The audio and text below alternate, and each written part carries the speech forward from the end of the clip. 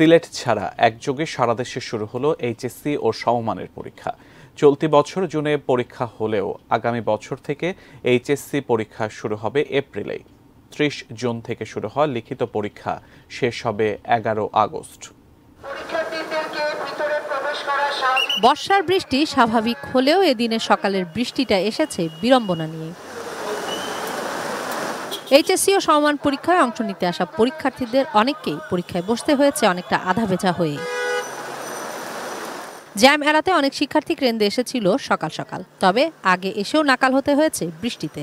৮টায় বের হয়েছি, আমরা আসতেছি বনশ্রী থেকে। বৃষ্টির কারণে মোটামুটি আমাদের প্রায় ১ ঘন্টা লেট। রিক্সা মামারা যেতেই চাবে না, তারা হচ্ছে ভাড়াটা দ্বিগুণ বাড়ায় ফেলছে। অনেক বৃষ্টি ছিল, যার জন্য স্টুডেন্টরা অনেক নার্ভাস হয়ে গেছে। বৃষ্টিতে ভিজে দেখ না, কাপড় চোপড় ভিজে গেছে। পরীক্ষা শুরু ৩০ মিনিট আগে শিক্ষার্থীদের হলে আসার নির্দেশনা, তাই শেষ মুহূর্তে দৌড়ে এসে ঢুকেন অনেকে। রাস্তায় অনেক জ্যাম, এজন্য আমার বাচ্চারই যে দেরি হয়ে গেছে আসতে। আমাদের আরেকটা শিক্ষার্থী তার অ্যাডমিট কার্ড থুয়ে আসছে, যেহেতু আমার মেয়েকে থুয়ে গেলাম দক্ষিণ মনুষ্যতে, অ্যাডমিট কার্ড থুয়ে আসছে, তো ঢুকতে পারবে না। পরে ওকে নিয়ে তাড়াতাড়ি করে দক্ষিণ মনুষ্যতে বৃষ্টির মধ্যে জামটাম দিয়ে গেছি।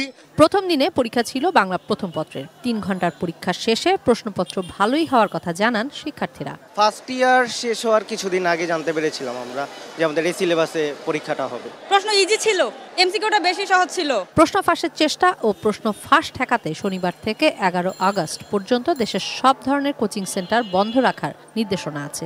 চলতি বছর এসএসসি পরীক্ষা ফেব্রুয়ারিতে ফিরলেও করোনাকালে লন্ডভন্ড হওয়া এইচএসসি রুটিন ৫ বছর পর আগামী বছর ফিরবে পুরনো নিয়মে। বন্যার জন্য আমরা সিলেট শিক্ষা বোর্ড, মাদ্রাসা শিক্ষা বোর্ড, কারিগরি শিক্ষা বোর্ডের শুধু সিলেট অঞ্চলের পরীক্ষাটা স্থগিত থাকবে, অন্যান্য অঞ্চলের পরীক্ষা যথারীতি চলবে। তবে সিলেট অঞ্চলের যে পরীক্ষাগুলো স্থগিত হলো, রুটিনের ৯ জুলাই থেকে যে পরীক্ষা শুরু হওয়ার কথা সেখান থেকে শুরু হবে। এবছর দেশের ১১টি বোর্ডের অধীনে পরীক্ষার্থী ১৪,৫০,৭৯০ জন। গত বছর থেকে এবছর পরীক্ষার্থী বেড়েছে ৯১,৪৪৮ জন।